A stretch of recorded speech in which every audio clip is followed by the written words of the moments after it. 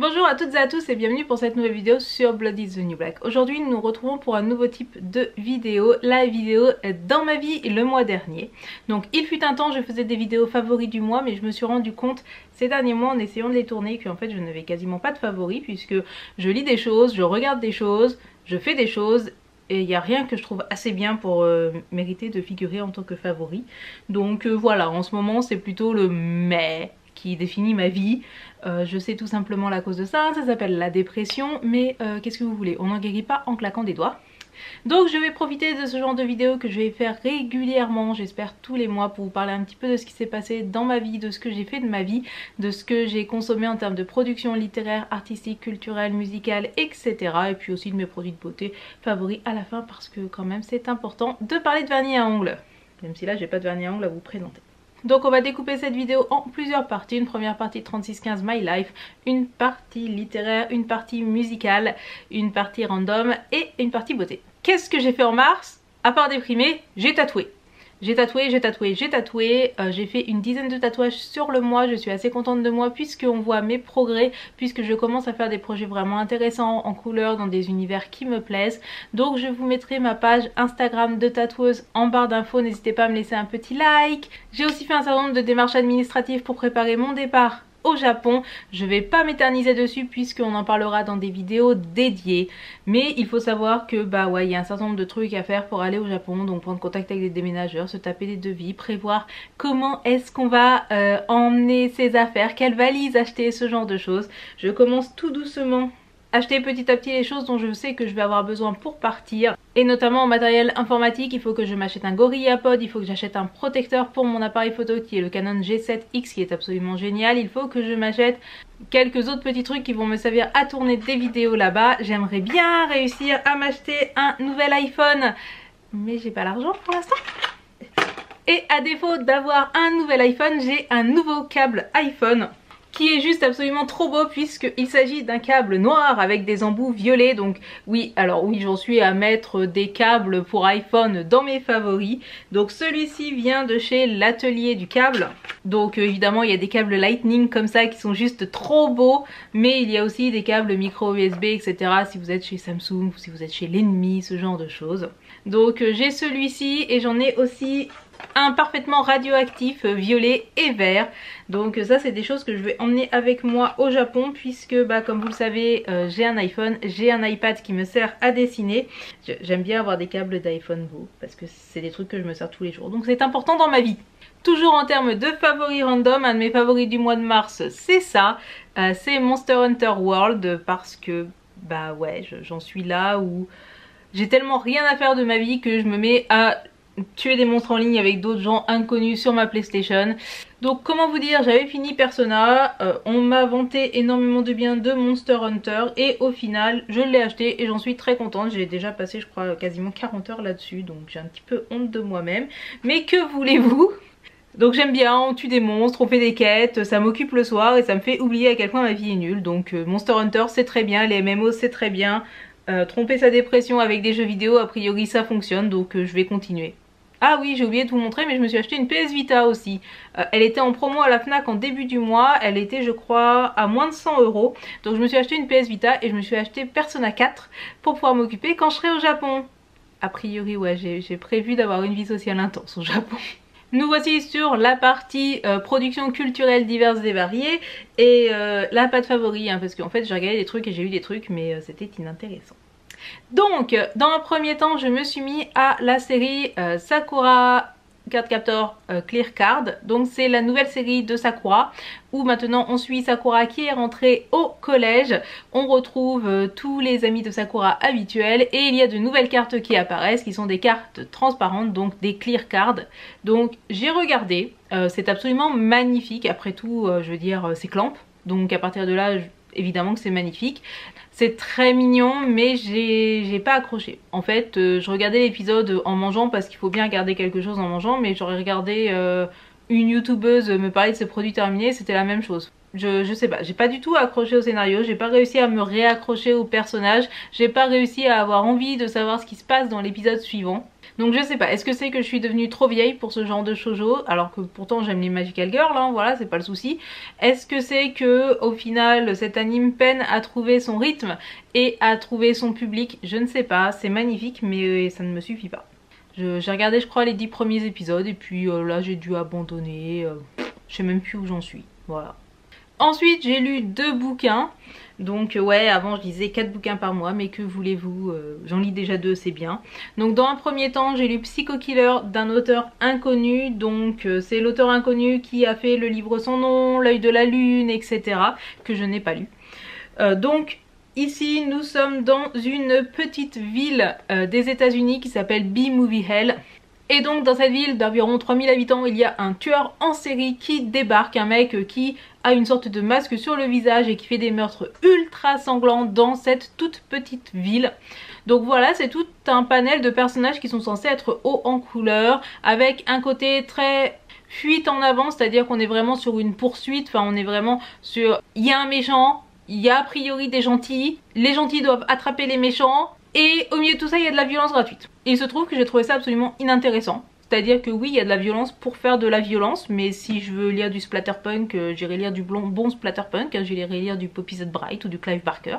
J'ai trouvé les personnages des agents du FBI et tout sans aucun intérêt, pas du tout développés, j'ai pas du tout réussi à m'y accrocher. Pareil pour les personnages des tenanciers de bordel ou certaines des prostituées qui pourtant jouent un certain rôle, j'ai pas accroché le moins du monde. Et je saurais même pas dire pourquoi j'ai pas accroché, j'ai juste trouvé ça sans intérêt, je l'ai lu, j'en garderai aucun souvenir. Ensuite j'ai lu ceci qui s'appelle Tokyo Vice de Jake Adelstein, qui est quand même, comme vous le voyez, un assez gros pavé. Et il se trouve que c'est à mi-chemin entre une autobiographie et un roman, dans le sens où Jake Adelstein, l'auteur, est aussi le protagoniste de ce livre. C'est un Américain qui a fait des études au Japon et qui est embauché au Yomiuri Shimbun, qui est un des grands journaux nationaux du Japon, et il est embauché... Et il se retrouve, après un certain temps de carrière, à enquêter et à couvrir les affaires de mœurs et notamment les affaires liées à la mafia. C'est assez intéressant dans le sens où on apprend beaucoup de choses sur le Japon et notamment sur la législation au Japon, sur tout ce qui est le travail du sexe au Japon, tout ce qui est la mafia organisée au Japon. On apprend aussi comment est-ce que ça fonctionne quand on travaille dans un journal au Japon, la notion de scoop, des informateurs dans la police et tout. C'est intéressant, le truc c'est que ça a été beaucoup marketé comme le Japon comme vous ne l'avez jamais vu. Alors oui, effectivement, on n'a pas énormément de livres en langue française qui s'intéressent à tout ce qui est commerce un petit peu interlope au Japon, des yakuza, etc. Cependant, enfin, faut quand même pas être né de la dernière pluie quand on passe dans les quartiers de Kabukicho ou les quartiers de Roppongi ou certains quartiers de nuit. Enfin, faut pas être débile pour se rendre compte de ce qui se passe autour. Enfin, je veux dire, même les rabatteurs n'en font pas un secret. On sait que c'est du travail du sexe, on sait que malheureusement... Donc voilà, c'est pas révolutionnaire, ça n'apprend rien au final, hein, on le sait. J'ai envie de dire, c'est horrible à dire, hein, mais à partir du moment où il y a forcément de la traite d'êtres humains derrière, il y a forcément du blanchiment d'argent, il y a forcément des choses vraiment pas drôles. Donc en soi, je vais pas dire que ça m'a appris quoi que ce soit ou que ça a démystifié le Japon, puisque enfin le Japon c'est comme n'importe quel autre pays. Évidemment qu'il y a des choses pas cool qui s'y passent. L'autre chose sur laquelle je n'ai pas été très convaincue, c'est qu'en réalité ce livre donc est assez gros mais est à la fois pas assez gros. C'est-à-dire qu'effectivement il fait 500 pages mais ces 500 pages couvrent quasiment 30 ans de carrière journalistique. Ce qui veut donc dire que effectivement, notamment tout au début, un certain nombre de cas que Jake va couvrir ne sont évoqués que sur un chapitre, sur 10 pages. Jake en lui-même n'est pas un personnage très attachant, disons que c'est un mec un peu paumé qui va se retrouver à faire des choses pas toujours très éthiquement cool. Je m'attendais vraiment à beaucoup mieux. Après je sais que j'ai des connaissances qui l'ont lu et qui l'ont trouvé génial, donc est-ce que c'est moi qui suis en ce moment vraiment pas dans le mood, ou est-ce que c'est juste que en fait j'ai déjà lu par exemple Ikebukuro Westgate Park qui est aussi Ikebukuro dans les quartiers de la nuit, dans les quartiers chauds, donc je ne sais pas, est-ce que c'est moi ou pas? Je vais pas vous le déconseiller, mais n'en attendez pas grand chose quand même. Il est temps de parler des choses musicales que j'ai écoutées, et là par contre effectivement il y a des coups de cœur. Je pense que c'est les seules choses que j'ai réellement appréciées sur le mois de mars. Donc la première chose c'est que je suis allée voir Avatar en concert à Lille au Splendide. Et là ils étaient en tournée avec Old McCarrigy qui est un bluesman qui est tout seul et qui fait tous les instruments. C'est pas forcément le truc que je préfère au monde, mais c'était très sympa. Et ensuite ils étaient avec Elsa Poupine, qui en fait, j'avais trouvé quelques petits trucs sur YouTube mais je comprenais pas trop ce que c'était. Et en fait c'est juste un freak show à l'ancienne, c'est-à-dire des bêtes de foire, des gens qui viennent vous montrer qu'ils savent faire un deep throat à une tronçonneuse, enfin ce genre de choses. C'est vraiment un freak show avec l'homme tronc qui marche sur ses jambes. Enfin voilà, les personnes avec qui je suis allée voir le concert, il y en avait la moitié qui ont trouvé ça vraiment weird et vraiment chelou, et l'autre moitié comme moi qui ont trouvé ça absolument génial. Donc je sais pas, moi voir des mecs avaler des couteaux, a priori c'est un truc qui me met de bonne humeur, donc c'est bon à savoir. Quant à Avatar, il faut que je vous avoue que le tout dernier album, Avatar Country, j'ai pas été plus fan que ça. Leur trip avec le roi. Avatar Country, il y a genre 10 morceaux sur l'album, dont 2 morceaux qui sont entièrement instrumentaux, un morceau qui est à moitié parlé. J'ai trouvé que c'était un petit peu facile et que c'était un petit peu minimaliste. Cependant, sur scène, leur délire avec le roi, qui est leur guitariste donc, marche vraiment bien. Donc en plus j'ai apprécié le fait que malgré le fait que Avatar c'est quand même un petit groupe, hein, c'est pas des superstars non plus, quand ils viennent faire un show, ils viennent avec vraiment une installation scénique, avec vraiment leur costume, un show scénarisé, et ça c'est vraiment quelque chose que j'apprécie énormément. Si vous avez l'occasion de voir Avatar, notamment cet été dans les festivals ou quoi que ce soit, je ne peux que vous recommander d'y aller, même si évidemment c'est mieux en salle et la nuit. Allez voir Avatar, vous m'en direz des nouvelles, je pense que vous aimerez forcément si vous aimez le second degré. Et ensuite en termes d'album favori du mois, eh bien c'est un album que j'ai découvert grâce à vous, parce que quand j'ai fait ma vidéo sur le Hellfest, vous avez été très nombreux à me dire d'aller écouter Heilung. Et effectivement, Heilung a été genre une grosse claque dans ma gueule. Je sais pas comment ni pourquoi je suis passée à côté de ce groupe, mais c'est absolument génial. Donc Heilung, c'est de la musique qui est chamanique, donc c'est de la musique genre viking, traditionnelle et tout, qui a un côté chamanique. Et ce que dit le groupe, c'est qu'ils considèrent leurs albums comme des voyages qui sont pas forcément censés être agréables, mais dont on ressort différent. Donc en plus je suis allée voir quelques vidéos sur vos conseils sur YouTube de leurs prestations.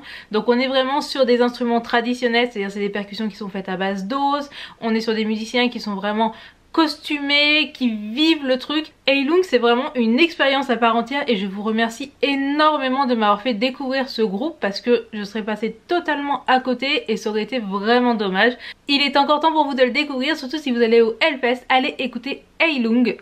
Et ensuite mes deux favoris make-up absolus du mois de mars, ce sont les Glimmer Veil de Kat Von D. Donc ce n'est pas ceux que je porte aujourd'hui, puisque là aujourd'hui je porte le noir de Marc Jacobs. Mais sur plusieurs de mes vidéos, notamment sur ma vidéo PVT Japon, je porte un bleu à lèvres vraiment super électrique, et vous avez été très nombreuses dans les commentaires à me dire que mon rouge à lèvres était hypnotisant. Et bien c'est le Glimmer Veil de Kat Von D. C'est quelque chose comme ça, c'est un embout un petit peu gloss. Mais par contre la pigmentation est juste absolument dingue. Donc voici le bleu. Et j'ai aussi le violet qui pareil est absolument dingue en termes de pigmentation. On est sur des rouges à lèvres liquides, mais des rouges à lèvres liquides avec énormément de reflets qui ne collent pas mais qui ne sont pas mat pour autant, et donc qui ne vont pas dessécher vos lèvres. Donc les deux teintes que j'aime le plus au monde, c'est ce bleu électrique. Juste, je ne connais aucun rouge à lèvres pareil. Ce bleu électrique, vraiment pour moi c'est vraiment unique. Évidemment il faut l'assumer, il faut oser le porter, etc. Mais moi vous savez bien que c'est pas un problème. Donc il y a énormément de teintes dans les Glimmer Veil. Donc je possède aussi celui qui est juste doré, mais celui qui est juste doré en fait c'est pas un rouge à lèvres qui est opaque, c'est un rouge à lèvres qui est parfait pour être mis par dessus d'autres rouges à lèvres. Donc notamment quand je fais des galas de danse de Bollywood, généralement je mets un rouge à lèvres rouge ou rouge assez foncé et je mets par dessus le Glimmer Veil pour faire un effet paillette, etc. Par contre ces deux là, le bleu et le violet, je les porte seuls, et sur les vidéos vous les avez vus, je n'avais absolument rien en dessous, ils sont vraiment intenses et opaques comme ça tout seuls. Vraiment j'adore la gamme des Glimmer Veil de Kat Von D, donc chacun coûte une vingtaine d'euros. Donc voici qui clôt cette vidéo dans ma vie au mois de mars. Donc c'est une vidéo qui est un petit peu décousue et qui a priori est assez longue, donc je sais pas si elle vous plaira ou pas. Moi j'aime bien cette idée de pouvoir revenir sur ce que j'ai fait sur le mois précédent.